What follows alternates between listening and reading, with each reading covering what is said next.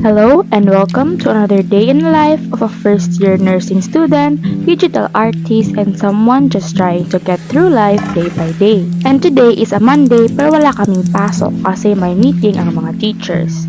Kaya I took this opportunity to sleep in, spend time with my doggy, and cook a delicious breakfast for my mama. Nagluto ako ng sunny side up eggs. Hindi ko alam kung anong meron sa itlog pero kailangan ko talaga siya for breakfast. Then nag-add na lang ako ng meatloaves and corned beef.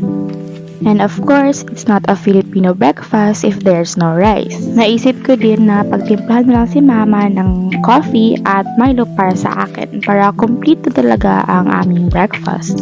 Nag-set up na din ako ng lamesa at perfect timing nagtawag si kuya kaya tinawag ko na si mama para makapag-usap sila. And that was a great day to start the morning. Bye!